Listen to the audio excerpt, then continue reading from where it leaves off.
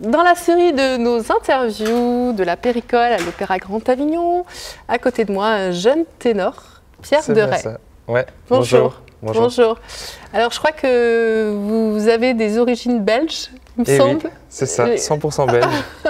Ouais. Vous n'avez pas l'accent? Ah non, j'ai pas l'accent. Non. Pourtant, Ah si, là, ça commence. On me l'a un peu reproché là, en mise en scène quand même, pour ouais. les UI. Parce qu'on dit oui en Belgique pour les je suis, la nuit. Bon.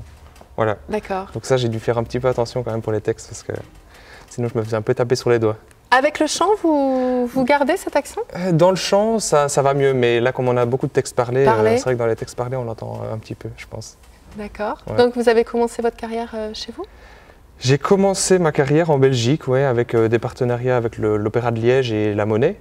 Et puis voilà. Et puis j'ai eu la chance de rencontrer mon agent qui est parisienne et qui maintenant me fait auditionner pas mal en France. Donc là, je débarque un petit peu sur vos terres. Ah non, mais bienvenue.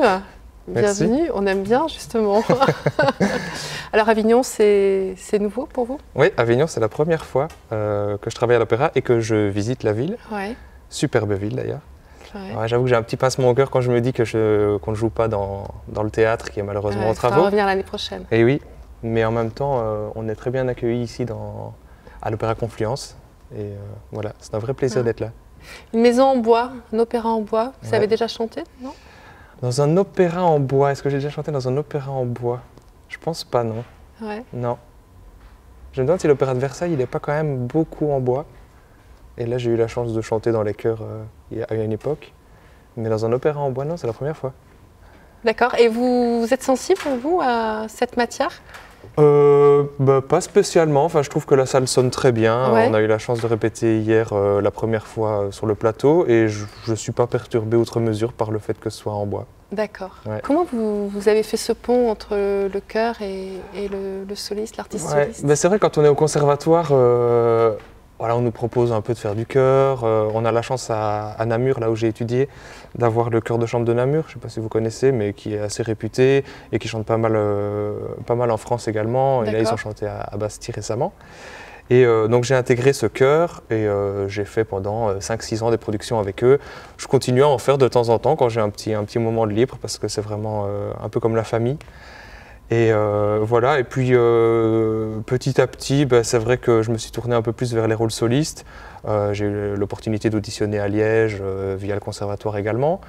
Et puis la sauce a pris et là maintenant je me partage un petit peu. Bon, je fais beaucoup plus de solo maintenant, mais j'avoue que j'aime bien de temps en temps faire du chœur. Comment vous vous sentez quand vous êtes seul, pas seul en scène, mais seul face à vous-même? Mais sur la scène? Oui. Ouais. Je sais pas, c'est un sentiment qui est assez exaltant parce que voilà, on est devant un public qui nous écoute et dont on a l'entière attention et ça c'est très agréable en fait parce qu'on a l'impression qu'on peut donner tout ce qu'on a à donner et la plupart du temps on sent que le public est quand même fort réceptif donc ouais, c'est agréable d'être soliste. Quand on commence sa carrière en tant que soliste et qu'on voit ce public face à soi, ça fait du bien? Ça fait du bien, ça fait peur parfois. Ouais. Ouais, surtout devant un public qu'on ne connaît pas. Voilà, moi en Belgique maintenant, c'est vrai que dans les maisons d'opéra, j'ai l'habitude du public, on me connaît un petit peu, donc il y a une relation qui se fait malgré tout, même si on ne les connaît pas personnellement, mais on sait qu'ils sont bien attentionnés, etc. Bon, je pense qu'ici à Avignon, oui, les gens on n'est pas en Italie. Voilà. Ne serait-ce qu'à Marseille. Voilà, mais je sais qu'il y a des maisons où c'est plus compliqué le contact avec le public et ça, c'est assez effrayant, je pense, de temps en temps, de débarquer dans un nouvel endroit en se disant comment est-ce qu'on va m'accueillir ici? Ouais. Voilà, ça ne me ferait pas ici. Bon, vous êtes bien accueillis en tout cas. Ouais. Votre rôle, vous pouvez nous en parler? Alors mon rôle, c'est Piquillo, c'est on va dire le fiancé de la Péricole en début de spectacle et son mari à la fin du spectacle. D'accord. Sans dévoiler trop ce qui se passe, mais ouais, c'est un personnage qui est très intéressant parce que souvent en tant que ténor, on a des rôles de jeune premier, de prince. Ouais. Bon, je ne vais pas dire des rôles de niais, mais bon, un petit peu quand même. Et ici, Piquillo, il a quand même un peu de caractère parce qu'il ne se laisse pas toujours faire par la Péricole, il dit ce qu'il pense. Et à la fois, il a un côté quand même assez touchant. Donc c'est très agréable de pouvoir jouer différents caractères avec un seul personnage.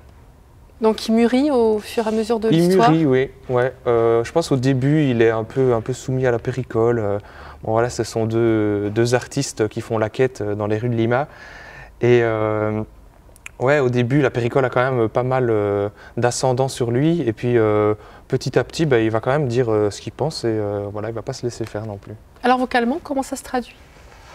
Vocalement, ouais, c'est un rôle qui est très bien écrit pour la voix de ténor. Et maintenant, est-ce que le caractère se traduit vraiment dans l'écriture d'Offenbach? Je ne suis pas sûr. C'est le caractère qu'on lui donne, nous, au fur et à mesure de l'œuvre. Ouais, y a une scène d'ailleurs où il a bien bu. Ça, c'est assez amusant, c'est assez difficile à jouer quand même. Oui, mais c'est la question que j'allais vous poser. Vous buvez vraiment ou... Non, on ne boit pas vraiment malheureusement, ou heureusement d'ailleurs pour le public. Mais ouais, c'est assez difficile à jouer le personnage qui a bu. Parce qu'il y a tout un truc de comment se tenir en scène, comment évoluer sur le plateau sans trop en faire ou en n'en faisant pas assez, qu'on comprenne qu'il est bu, mais en même temps, enfin, je sais pas, c'est assez délicat. Ça, j'ai dû quand même pas mal travailler là-dessus. Comment Comment en coulisses, quand j'ai 2-3 minutes, je me balade comme si j'étais sous. Et puis, ouais, avant de rentrer en scène, je me mets aussi en condition en me disant, bon, ben, allez, fais comme si tu avais bu quelques bières, parce que chez nous, on aime bien la bière. Et donc voilà, ouais, on essaye de trouver des petits moyens pour essayer d'y arriver.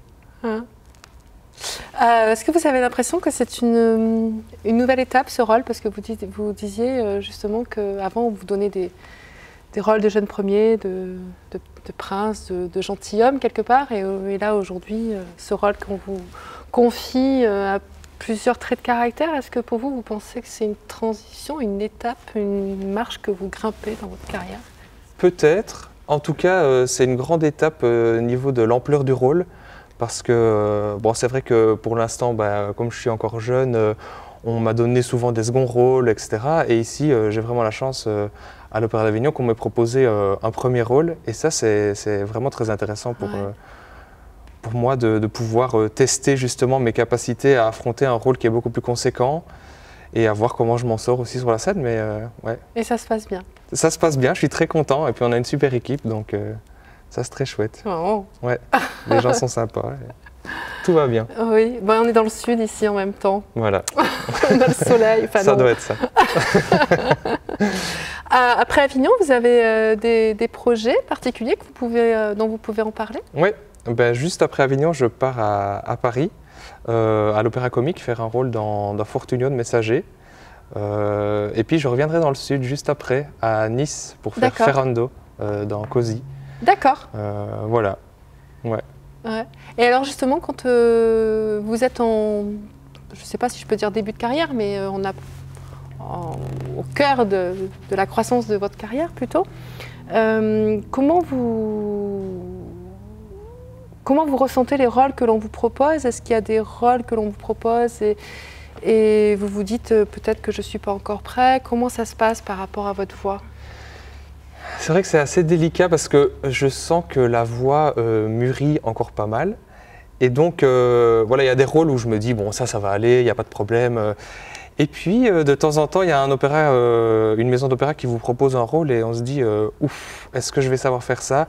Donc là, il y a tout un chemin à faire avec son professeur de chant, son coach vocal, son agent, enfin, ses proches, les gens qui connaissent bien ma voix, pour savoir si, parce que bon, aussi, les rôles, on nous les propose 1-2 saisons à l'avance, donc il faut savoir aussi se projeter, se dire est-ce que dans 2 saisons je serai capable d'assurer ce rôle-là ou pas. Et donc, ouais, voilà, je pense que c'est vraiment un travail de confiance avec les personnes qui nous sont proches et de se dire voilà, on va dire qu'on peut le faire ou qu'on ne peut pas le faire. Bon, des fois, voilà, ça ne m'est pas encore arrivé heureusement, mais je pense qu'on peut se planter et puis se dire finalement, je n'étais pas prêt. Voilà, je n'étais pas prêt ou ça va pas le faire, je vais annuler. Mais c'est vrai que des fois c'est assez stressant de se dire est-ce que je vais y arriver? Et c'est là qu'on a vraiment besoin d'être entouré? Ouais. Et c'est ce qui n'est pas facile non plus avec la vie de soliste, c'est d'être loin de ses proches et de pouvoir communiquer avec eux, parce qu'à l'heure actuelle, bien sûr, les moyens de communication sont ce qu'ils sont. Donc, mais c'est vrai que le contact avec ses proches et savoir se dire je ne vais pas les voir, ils ne vont pas pouvoir me rendre un feedback sur ce que je fais, ça c'est assez compliqué aussi. Ouais, mais c'est la vie d'artiste. Et c'est sûr, et puis on ferait tout pour l'art, donc c'est vrai. Merci beaucoup. Merci Pierre. à vous. Merci. Merci.